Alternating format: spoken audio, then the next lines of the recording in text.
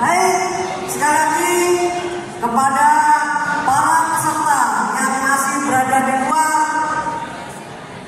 mohon segera memasuki ruangan ini kembali. Dan sesi selanjutnya adalah sesi bagian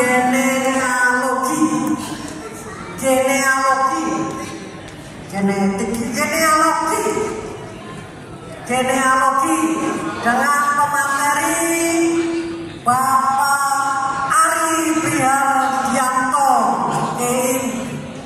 dari BRIN, juga panelis yaitu Bapak Sandi Suryandi PhD, ya, peneliti biokimia fisik, ya. Sekali lagi kepada para peserta,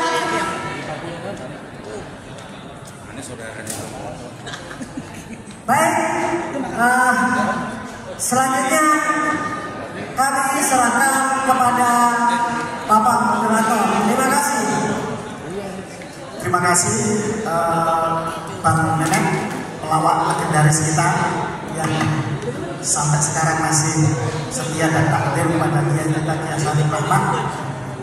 Bang Neneng Cikas ini memang selalu tampil di setiap acara-acara besar pada suka untuk menyegarkan suasana. Pahalanya besar sekali. Kalau tadi serius, dengan beliau cair dan fresh. Baik, terima kasih. Assalamualaikum warahmatullahi wabarakatuh. Sebagaimana yang telah kita sampaikan tadi bahwa setelah isoma ini ada satu materi lagi sebelum kita tanya jawab, yaitu suatu materi baru, dan mungkin kita akan berusaha Indonesia akan menjadi yang terdepan di dalam mengenai masalah penelitian dan isbat nasab di seluruh dunia. Sebagaimana kita ketahui, beberapa narkoba sadar atau narkoba lembaga tercatat pasar di seluruh dunia, beberapa narkoba yang sangat terkenal seperti Aljazair atau Yordan itu selain juga meneliti menelaah tentang susunan asal seseorang, itu juga dengan uji tes DNA atau digabungkan dengan genetika. Artinya seperti ini, seseorang bisa saja memanipulasi cara manusia, tetapi tidak mungkin kita bisa memanipulasi cara Tuhan yang ada di dalam diri kita. Apakah itu? Yaitu susunan DNA di dalam setiap sel yang ada di dalam diri kita. DNA sendiri adalah 3 miliar dasar nukleotida yang terdiri dari adenin, sitosin, guanin. Yang disebutkan itu ada di setiap sel manusia, yang itu ada di dalam 23 masa kromosom sumbangan dari ayah dan ibu. Tes DNA sendiri dibagi menjadi 3 bagian. Yang pertama adalah tes Y-DNA atau Y-DNA untuk meneliti tentang kromosom Y, yaitu kromosom yang khas diturunkan dari garis laki-laki. Misalkan seorang kakek kepada anak laki-laki, kepada cucu laki-laki, kepada daging laki-laki, cahaya laki-laki, seterusnya. Garis lurus laki-laki. Ada juga namanya mtDNA, karena ada di mitokondria, yaitu suatu bagian sel di luar sel mitokondria. Ini untuk meneliti garis ibu, garis antar ini, kalau tadi antar ini, garis ibu. Dan selain sepasang kromosom seks tadi, itu ada atau kromosom jenis kelamin, itu ada 22 pasang kromosom yang lain yang juga bisa diuji untuk mengetahui migrasi ras dan persentase itu sendiri, yaitu autosomal DNA. Pada siang hari ini, setelah kita tadi membedah secara sejarah dan juga secara kita merasa kita ingin mendapatkan jawaban dan pencerahan yang sejelas-jelasnya. Kalau tadi ada 2 materi dan panelis, sekarang ada 4 pakar genetik yang kita hadirkan dengan spesialisasi yang nanti akan saling melengkapi. Mohon maaf, sedianya yang menjadi pemateri adalah tokoh dunia dalam dunia saintifik genealogi kita, yaitu Profesor Herawati Sudoyo yang telah mendapatkan nama bangsa itu dengan prestasi yang luar biasa, termasuk mengidentifikasi serpihan-serpihan korban bom teroris. Tapi karena beliau kemudian harus ke Inggris, jadwalnya tiba-tiba berubah, maka beliau merekomendasikan beberapa nama yang kemudian namanya berkembang dan akan nanti sampai keluar lagi. Baik, untuk kajian tes genetika ini atau tes DNA nanti akan dipandu oleh saudara saya, Dr. Sugeng Sugiharto. Sehari-hari beliau adalah peneliti di Badan Riset Inovasi Nasional. Oke. Terus kemudian nanti beliau akan memanggil kolega-koleganya untuk saling mengenali dan menjelaskan apa itu DNA, apa itu tes DNA, apa itu YDNA, apa itu mutasi gen dan seterusnya, mutasi dan apa itu SNP, apa itu STN, dan bagaimana cara menentukan dan validasi DNA itu sendiri. Waktu dan depan kami berikan kepada Dr. Sugeng Sugiharto untuk memandu dan memanggil semua kolega-koleganya. Assalamualaikum warahmatullahi wabarakatuh. Puji syukur kepada Allah Subhanahu wa Ta'ala yang bisa dikumpulkan di sini untuk belajar pertukaran ilmu. Kemarin saya ngomong ini tugas para ilmu genetika. Itu kalau jadi kalau mau uji DNA silakan dulu.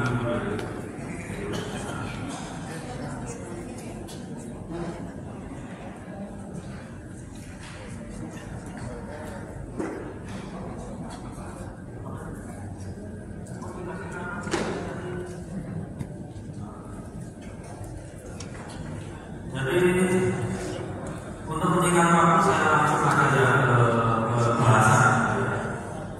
Hari ini Profesor Pradowo sudah menyinggung sejarah, kemudian EMA juga sudah menyinggung munasab. Kita abaikan ini cara kerjanya seperti Pak Komisi di Samsat. Di Samsat itu BPKB-nya yang harus seperti Kiai Imam tadi. Asal-usulnya gimana? Kemudian berapa kali transaksi pajak ada seperti Profesor Pradowo tadi di sejarahnya. Tapi kan harus cek fisik. Nah, cek fisik ini kita lakukan uji DNA. Kenapa dengan uji DNA? Karena kita itu artefak nenek moyang kita.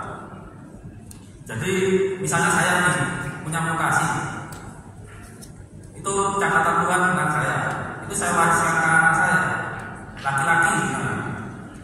Anak laki-laki saya mengalami mutasi tadi, maka mutasi saya dan anak saya itu diturunkan ke cucu saya, seterusnya. Dan mutasi itu ada yang umurnya panjang, ada yang umurnya pendek. Ada yang panjang sampai 1 juta tahun nggak berubah-berubah ada. Ada yang pendek pun hitungannya masih ribuan tahun. Itu yang dipakai untuk kekerabatan yang jangka pendek. Makanya tadi karena Kiai Imam sudah nyebut merek, ya saya sebenarnya jangan mewakili keluarga aja. Kalau saya punya cucu ya, katakanlah 10 generasi ke bawah, mereka itu harus punya mutasi yang terjadi di saya. Itu harus. Cara membuktikan saya ada, ya diperiksa mutasi cucu-cucu saya 10 generasi. Sama dengan penelitian yang sedang berjalan yang belum selesai. Walaupun mungkin masih bisa didebat, dibantah, silakan aja. Seperti kita menemukan kode genetiknya Nabi Ibrahim, caranya sama. Yang dari Nabi Ishak diperiksa, yang dari Nabi Ismail juga harus diperiksa. Karena kan dari dua itu. Kalau ada yang anaknya lain lagi nanti ketemu juga diperiksa. Itu penelitian yang belum selesai. Kalau kasus, maaf saya akan menyebut nama ya, Sayyid Ubaidillah itu diakui sebagai kakek moyang Mbak Alawi ya. Untuk membuktikannya secara genetika, maka kita harus menemukan penanda genetik itu di setiap cucunya, punya semua harus laki-laki. Itu kewajiban Mbak Alawi untuk membuktikan berbanding pada kakeknya caranya. Karena kalau dia lurus laki-laki, itu haplogramnya pasti ada yang sama, haplogramnya ada yang sama. Kecuali kalau bayi itu di rumah sakit ya bu. Tapi sepanjang dia hasil nikah atau tidak, itu harus sama. Gitu. Makanya kalau dalam genetika kita membuktikan nasab jauh ke atas itu bisa. Cuma yang jadi masalah kan interpretasi dengan buku sejarah. Kita periksa kode-kodenya, tapi kan harus dibantu buku sejarah siapa orangnya.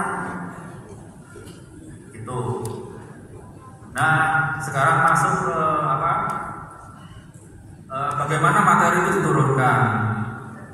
Ayah ibu kita itu punya materi yang untuk menyakat nasab tadi, namanya kromosom. Kromosom ada DNA itu ada macam segala macam lah ya.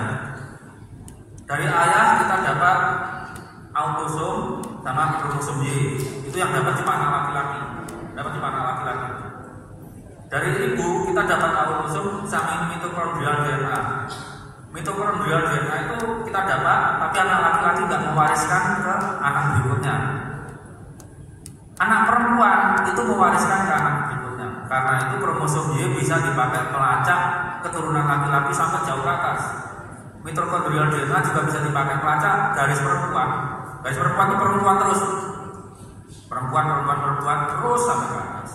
Yang tengah-tengah campuran itu namanya parental. Kadang apa?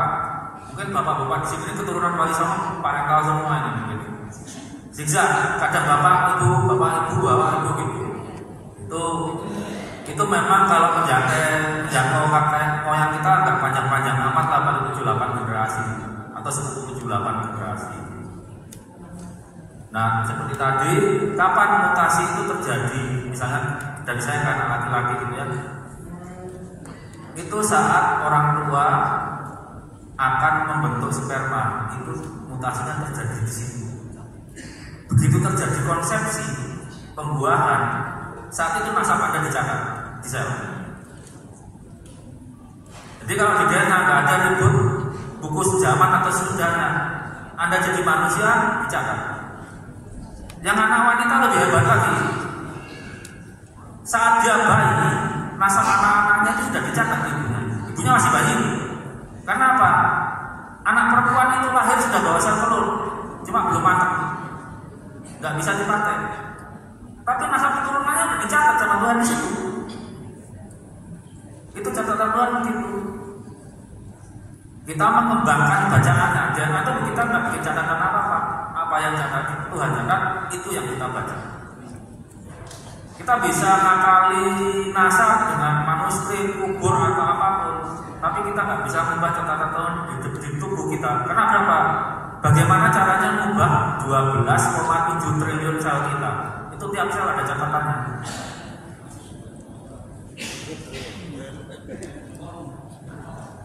Nah, untuk teknisnya, oh ya, kalau saya ditanya pengetahuan saya genetik dari mana gitu ya, saya itu teknik pangan. Teknik pangan itu cabang biologi terapan.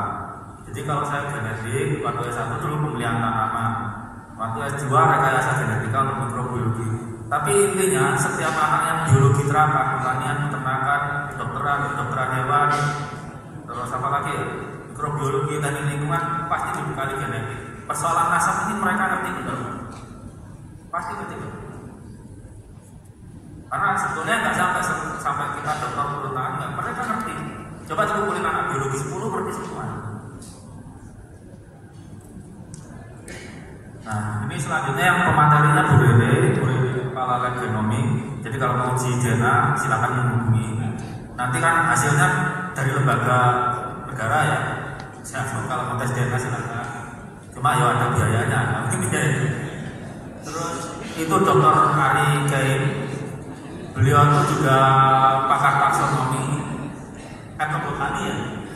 Nah, jadi genetika yang berkaitan dengan genetis juga juga beliau, dan itu Dr. Sandi itu genetikanya berkait dengan kesehatan. Nanti bergantian langsung yang akan dijawab. Waktu dan tempat materinya sendiri. Baik, terima kasih. Assalamualaikum warahmatullahi wabarakatuh. Yang sebenarnya surprise buat saya, kenapa? Karena saya hadir di antara para ulama yang memang itu kalangan yang tidak biasa menurut saya. Karena kan biasanya kan meneliti, tapi hari ini saya berhadapan dengan Bapak Ibu yang memang ada di jalurnya yang memang perlu saya share pengetahuan yang saya punya ke Bapak Ibu semua. Dan saya ini memang kuliahnya itu di bidang dari awal itu geologi, jadi kurang lebih paham itu seperti apa gen bentukannya segala macam gitu. Kemudian juga kebetulan juga saya itu memegang lab sequencing. Jadi ya saya mencoba untuk membagi apa yang saya tahu ke Bapak Ibu semua, dan sehingga apa yang saya share hari ini itu bisa sampai pesannya ke Bapak Ibu semua. Gitu. Saya berusaha semudah mungkin untuk bisa diserap sama Bapak Ibu. Ya. Jadi di sini saya bagaimana analisis keturunan itu dapat divalidasi menggunakan molekuler DNA atau kita sebutnya level DNA. Karena kenapa? Ada yang lanjut Pak. Ya, jadi kita bisa lihat bahwa basicnya DNA profiling itu adalah bahwa setiap individu itu unik ya. Jelas kenapa? Karena tiap orang itu beda-beda, ada yang sama. Nanti penjelasannya itu ada kenapa Bapak itu beda, saya dengan saya itu beda. Jadi itu ada penjelasannya meskipun sama keturunan orang tua. Kemudian ini juga apa yang saya bedanya? Di sini kita bisa lihat bahwa subset keturunan itu dapat mendiferensi setiap individu, jadi bisa membedakan setiap individu di antara kita. Kemudian secara genetik ini juga dibentuk secara efisien, dan kemudian juga direproduksi juga secara spesifik, makanya ada perbedaan-perbedaan itu. Kemudian kenapa kita perlu DNA test? Jadi untuk melihat bagaimana range, kemudian jangankan cuma keturunan ya, penyakit juga bisa kita lihat di situ. Jadi misalkan kita punya penyakit diabetes nih, kita simpulan DNA kita. Nah, untuk penerapannya tiap orang itu beda-beda.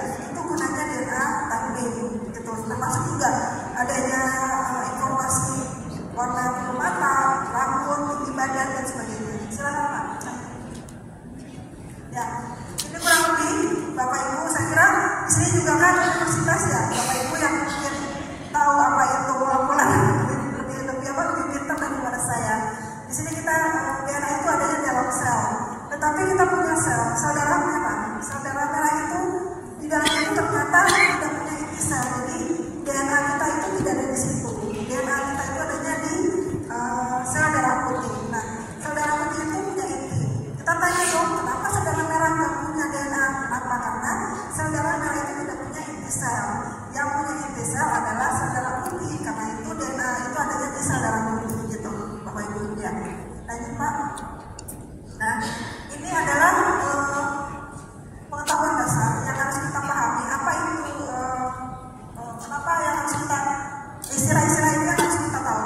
Pertama fenotip. Fenotip kita itu adalah Bapak Ibu bisa lihat sifat fisik yang bisa diamati, misalkan daun warnanya hijau, gitu kan. Terus kemudian bunga ros itu warnanya merah, kemudian juga rambut orang warnanya hitam, kemudian bola mata warnanya sorry, lensa mata warnanya apa? Nah itu termasuk fenotip.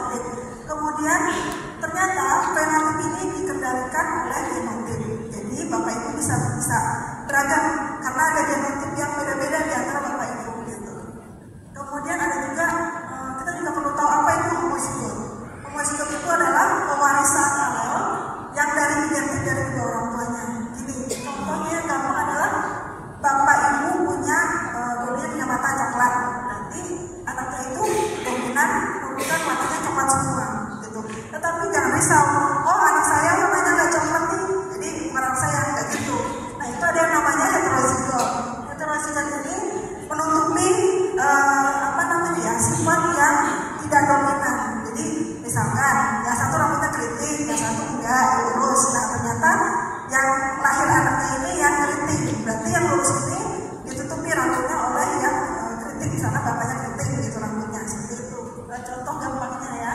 Nah, ini adalah variasi alel. Misalkan yang tadi saya bilang gennya itu warna matanya ada macam-macam kan, kemudian juga rambut juga sama macam-macam. Nah, ini alel variasi alel di antara kita semua. Nah, ini Pak. Kemudian kita juga perlu apa sih yang tadi dibilang, jadi dari tadi udah dikasih tahu ya, jadi itu apa, kromosom itu apa, DNA itu apa. Jadi saya terangnya gak banyak karena udah lebih jelas kayaknya keterangannya udah gitu.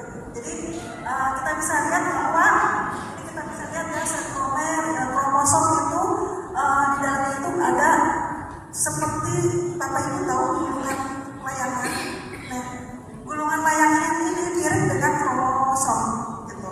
Nah, setelah digulung di dalamnya ini tuh ada ini gulungan benang layangan itu di dalamnya ada histon namanya.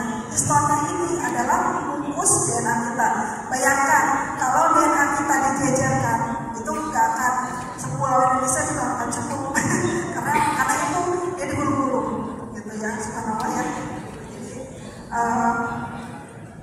sangat rumit dan complicated ciptaan dari Allah itu ya, itu hanya kromosom yang tidak bisa kita lihat dengan mata langsung, tapi kan kalau pakai mikroskop bisa dilihat. Lanjut Pak. Ya, kita juga mengenal apa itu pewarisan keturunan. Itu ada namanya hukum Mendel. Hukum Mendel itu ada dua, yaitu hukum Mendel segregasi, di mana satu organisme itu dikarakterisasi oleh pasangan alel yang tadi saya bilang, alel variasi alelnya seperti itu. Kemudian yang kedua adalah independen assortment. Jadi selama formasi jahat itu nanti akan ada yang ada rekomendasi di dalamnya gitu Bapak Ibu. Lanjut. Nah, kemudian ini adalah pentingnya karena topik utamanya di sini adalah paternity DNA testing ya. Jadi sampai saat ini untuk mengetahui keturunan itu gold standard itu masih DNA, pakai DNA, masih level DNA, dan itu bisa secara akurat mengetahui siapa yang bapak, siapa ibu, dan biasanya di forensik itu sangat mudah ya, karena kita pakai primer khusus.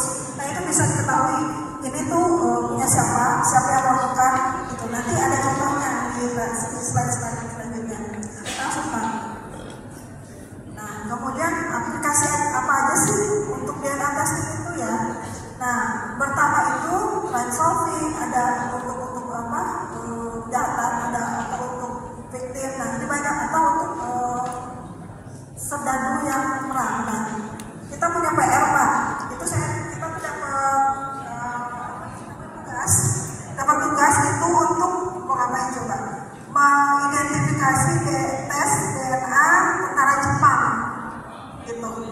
Pakai DNA testing, dan tentara Jepangnya itu udah puluhan tahun kan, berarti tinggal kerangka, dan itu DNA-nya sudah terdegradasi. Nah itu fungsinya DNA testing itu powerful. Jadi harapan mereka sih DNA itu bisa dibawa ke DNA. Harapan mereka sih tulang-tulang yang ada itu dibawa pulang dan dikremasi, dibalikin ke negaranya dan leluhurnya seperti itu.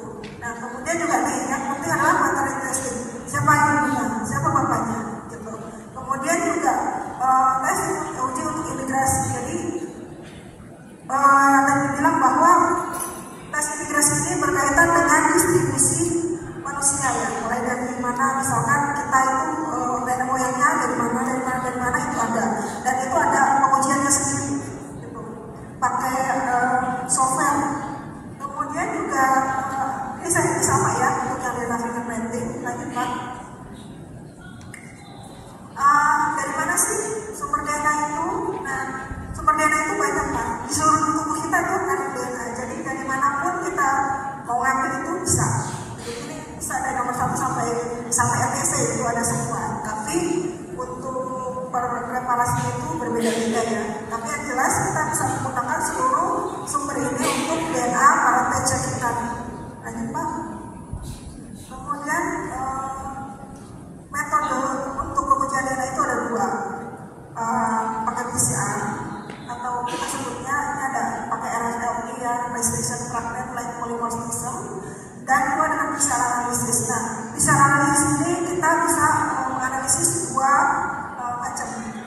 dari mitokondria dan dia kromosom. Tadi sudah dijelaskan sebelumnya. Lanjut Pak.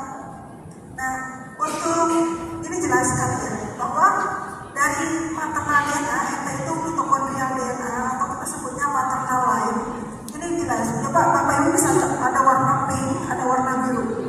Pink ini jelas female. Female itu kan dari garis ibu ya. Itu semuanya turun ke daerah ibu. Kemudian juga bapak itu turun ke daerah bapak. Tidak ada segregasi, tidak ada keduanya, tidak ada. Gitu. Jadi nggak ada misalkan female ini ke sini, enggak. Tapi dari bapaknya, dari garis ayah yang turun semua ke ayah. Lanjut Pak. Nah, ini yang lebih jelas bahwa path of DNA males itu bisa dilihat dari anak laki turun ke ayahnya laki semua paternal grandfather, paternal grandfather nggak ada. Namanya turun dari male itu ke mother nggak ada. Gitu. Lanjut Pak. Nah, ini yang saya bilang RSL monitor.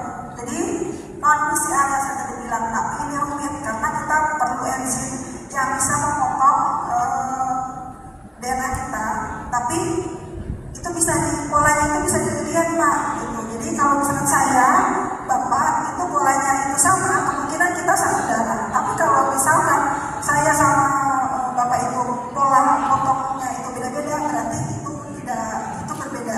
Jadi orang yang berbeda seperti itu. Ini gampangnya ya Pak. Ini agak rumit untuk prosesnya. Lanjut Pak.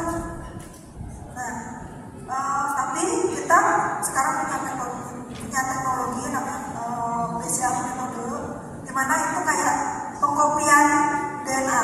Jadi DNA dalam sampel kecil itu bisa dikopi dalam jumlah banyak. Makanya tidak perlu DNA banyak untuk tes DNA yang hanya kecil aja. Ini bisa dilihat kan, hanya sejumlah kecil DNA dan itu diaplikasi jadi untuk keperluan lanjutan. Lanjut Pak. Nah, ini adalah ilustrasi dari bagaimana siklus PCR itu diulang. Kenapa disebut PCR? Karena itu merupakan reaksi berantai dan berulang. Jadi satu kopi DNA, kemudian ada beberapa siklus ya Bapak Ibu. Karena bisa itu ada sekitar 40 siklus, jadi nilainya muter lagi. Nanti jelasnya ada di bagian slide bawah. Kita bisa lihat dari yang cuma 2 kopi DNA ini jadi banyak ya 1 miliaran kopi DNA pada saat siklusnya udah mencapai 30 siklus, dan ini membutuhkan waktu sekitar 2 jam untuk sampai dapat segini 1 miliar. Lanjut Pak. Nah, ini bisa prosesnya kayak apa sih? Nah, Bapak Ibu, DNA kita itu punya yang namanya kalau kita bisa lihat itu kayak karet atau gambarnya resleting ya. Resleting itu kan 1 set ya kan, resleting 1 set. Nah, untuk bisa dibuat dan digunakan untuk PCR itu harus dibuka resletingnya. Nah, untuk dibuka kunci resletingnya itu pakai pemanasan yang cukup tinggi, jadi 95 sampai 96 derajat Celcius, biasanya 1 menit 30 detik sampai 1 menit. Jadi kemudian terbuka DNA ini ilustrasinya. Ini terbuka, resleting kan ya. Itu namanya denaturasi, pemisahan DNA yang tadinya double strand jadi single strand, jadi 1 gitu. Lanjut Pak. Nah, kemudian di siklus kedua, step kedua itu ada annealing, penempelan pasang primer. Nah, kenapa kita perlu? Ini saya selanjut dulu ya, nanti ada biasanya. Ini penempelan primer, jadi dia bisa bisa memposisikan DNA target. Lanjut Pak. Nah, kemudian akhirnya dipanjangin lagi, dibikin kopi baru sampai dia target yang sesuai yang kita mau. Gitu. Lanjut Bapak Ibu. Nah, kemudian ini adalah hasil tiruannya. Hasil tiruan dari DNA sequence ini udah lengkap. Dari yang target sequence 1 ditambah dengan modifikasi itu, kemudian dipanjangkan dengan DNA namanya ya. Jadi karena DNA itu kan terdiri dari 14 ya. Nah, ini nempel di sini. Kemudian nanti jadi strand baru yang saya bilang kopi, jadi 2, jadi 4, 6, 8. Lanjut Pak. Nah,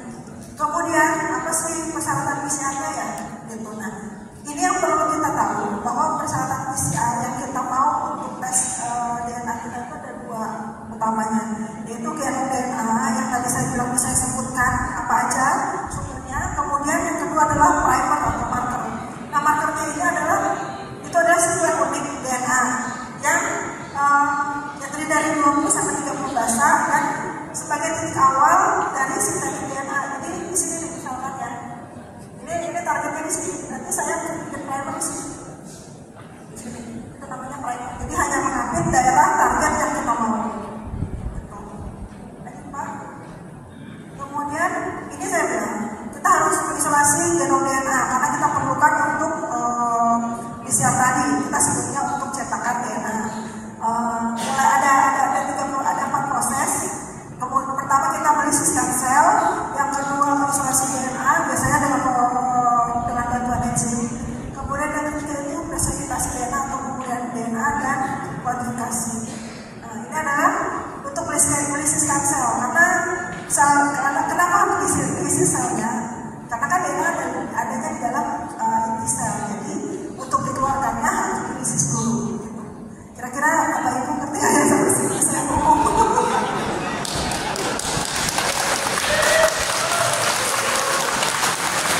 Ya, mohon maaf agak sedikit rumit, tapi saya bisa untuk menyampaikan lebih mudah.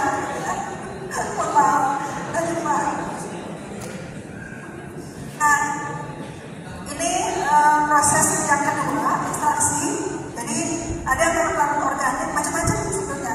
Tapi kalau saat ini di zaman now ya, kita pakai kit. Jadi nggak perlu pakai basis gitu, enggak. Pakai kit aja. Itu 1 jam, hanya 1 jam itu udah dapat DNA-nya dengan volume darah yang kecil. Misalkan kita volume darahnya cuma 500 mikro, gitu. Itu bisa pakai kit aja. Jadi sekarang nggak susah Bapak Ibu, kit banyak sekarang. Jadi nggak perlu pakai yang manual. Lanjut Pak. Cuma tetap aja prinsipnya harus dipelajari biar tahu apa sih ada yang terjadi di dalam DNA kita gitu kan, dan hasilnya seperti apa. Nah, ini untuk presentasi untuk pemurnian DNA. Kenapa? Karena kita harus memastikan bahwa DNA yang kita dapat itu adalah DNA yang nanti supaya tidak terkontaminasi oleh DNA yang lain. Takutnya gini, DNA saya sama DNA Bapak bercampur, nah jadi kan bingung, hasilnya nggak valid, itu nggak boleh. Apalagi kalau untuk forensik ya Bapak Ibu, itu sama sekali dilarang, wajib dilarang, tidak ada kontaminasi. Udah banyak banget loh. Lanjut Pak. Kemudian kita perlu marker yang disebutkan DNA unik ya. Macam-macam sih untuk penanda itu. Ada yang secara biochemical marker, jadi pakai enzim, tapi kita nggak pakai karena itu sulit. Kemudian ada molecular marker. Nah, molecular marker itu ada banyak.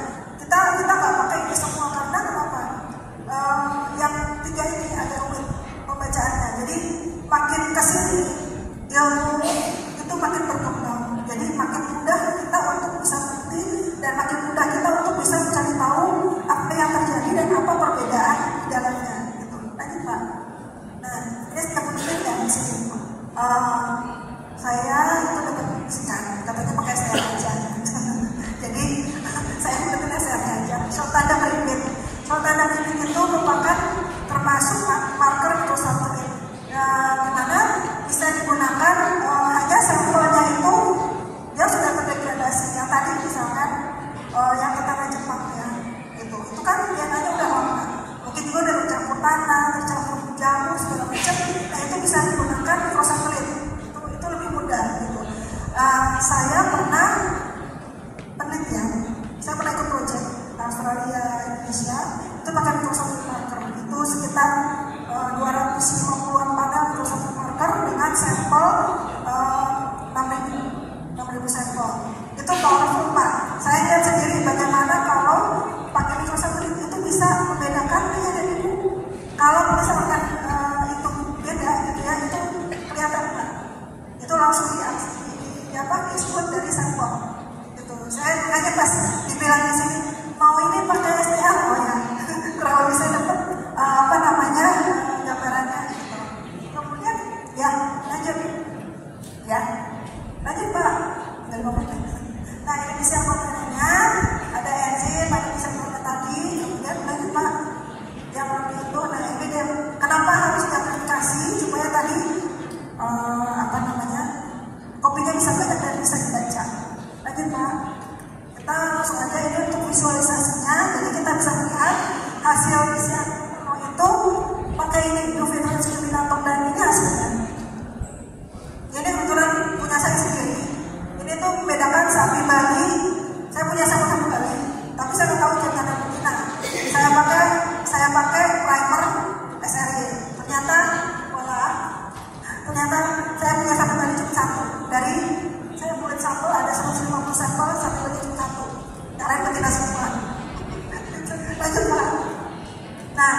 ini STR yang saya bilang tadi. Kenapa powerful? Karena tiap manusia itu beda-beda. Jadi saya punya hobi beda-beda. Soalnya itu artinya apa? Sekuen berulang. Gitu. Seperti itu, sekuen berulang. Jadi itu unik. Tiap orang itu beda-beda. Yang saya bilang tadi, makanya setiap orang itu punya penanda masing-masing. Ini caranya sama kayak tadi soal DNA, PCR, autoforesis dan visualize. Lanjut. Nah, ini yang intinya sebenarnya ya. Ini tuh setiap, kenapa saya bilang ini? Karena tiap orang itu punya dua alel. Alel kewarisan dari bapak, alel kewarisan dari ibu. Gitu. Nah, kalau ditelusuri itu misalkan anak, ini bisa dilihat ya. Ini ada yang sama loh Bapak Ibu meski. Gak ada yang sama. Karena ini memang tidak ada tidak ada kaitannya masing-masing. Tidak ada yang sama. Lanjut Pak. Nah, ini bisa dilihat. Ilustrasinya gampang. Ada ayah, ada ibu, ada ayah, ada anak 1, 2, 3. Ini bisa dilihat. Anak 1 itu punya satu garis ya. Satu alel, satu alel dari bapak, dari ibu. Dan anak 1 ini juga punya alel dari bapak.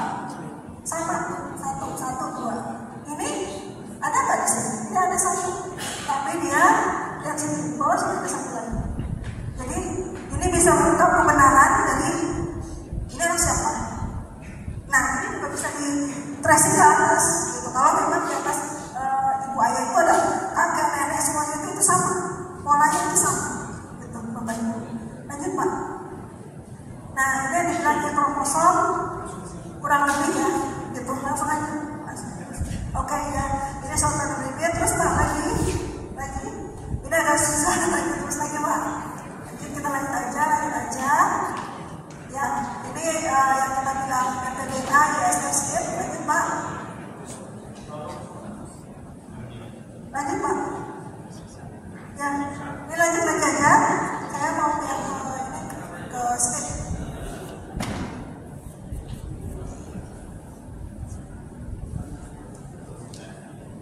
Lanjut lagi, ini mitokondria DNA karena kita nggak membahas itu.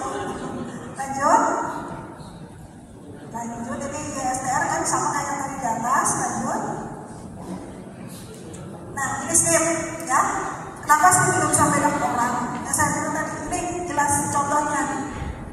Tiap orang itu punya mutasi beda-beda. Itu bisa di.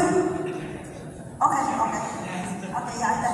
Ya kira-kira itu Bapak Ibu yang saya sampaikan. Punya sedikit, sedangkan kita itu yang punya sangat luas ya. Itu mohon maaf kalau penyampaian ini masih sedikit sulit. Baik, terima kasih Bu Reri Indrawati, Kepala Lab dari Lab Genomik Badan Riset Inovasi Nasional. Intinya pokoknya semua itu ada disiplin ilmunya dan punya prosedur yang sangat kuat dan ketat. Jadi kalau mau mengatakan tes DNA itu tidak valid lah atau palsu bisa direkayasa, ya mohon maaf, berarti kurang kuliah. Kita ingin bicara tentang validitas nasab. Betul. Kapan validitas akan sampaikan di sini? Ya, betul. Habis kita punya waktu jam 2 selesai. Oke. Kapan seminar kita? Ya, karena waktunya tadi kan pembukaan tadi kita juga telat. Ya, bagus banget. Jadi kita langsung ke pendalaman ke materi tanya jawab.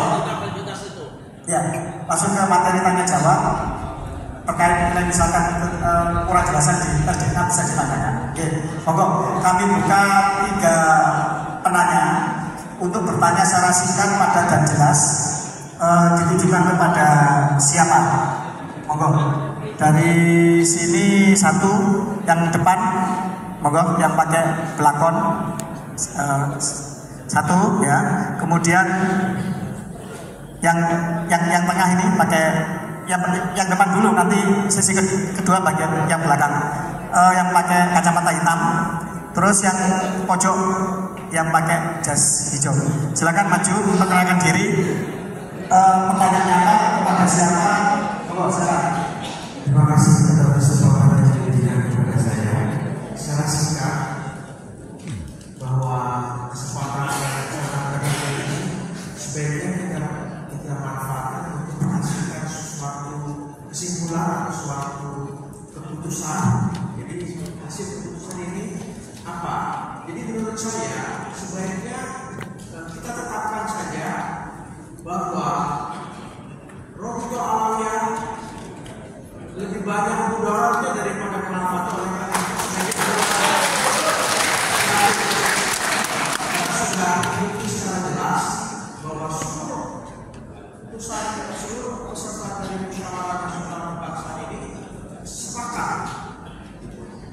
dan sebaiknya menghimbau kepada bangsa Indonesia supaya tidak percaya lagi terhadap di Indonesia.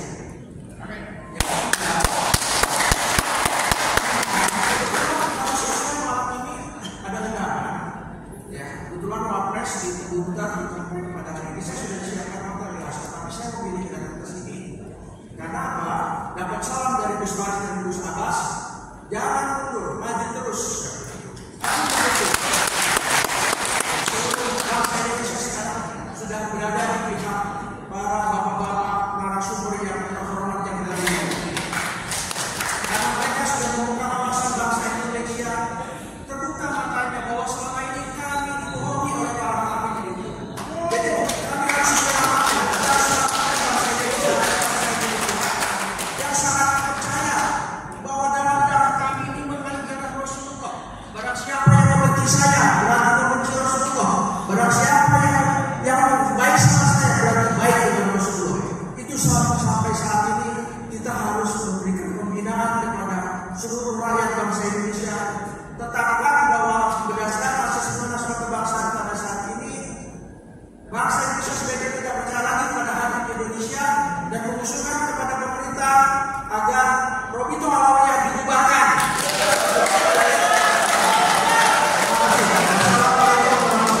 Berarti ini bukan kata himbauan, baik kita akan menjadi rekomendasi hasil sisa. Nomor yang kedua, Raden Mas Amdi ya dari Jakarta. Enggak. Pertanyaan.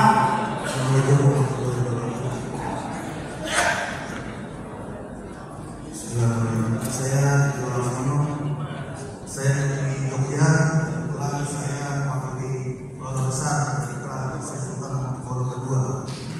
Jadi apabila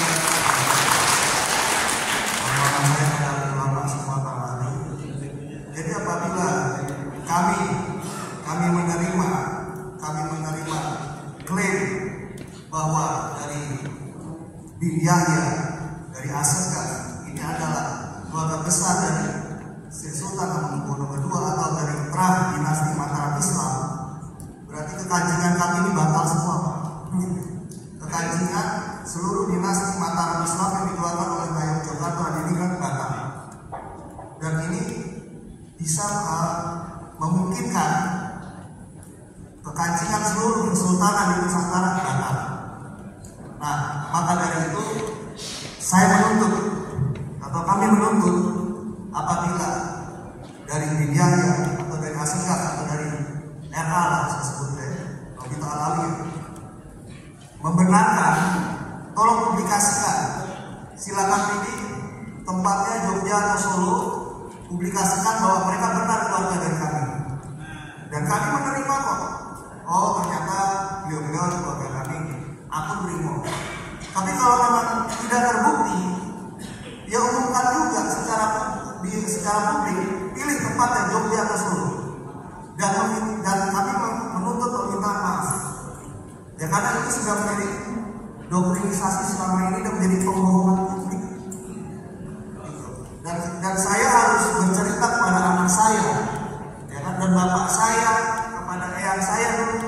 Berarti eyang saya dulu Asegaf, berarti yang menemani senopati Asegaf, berarti ke bawahnya semua Asegaf.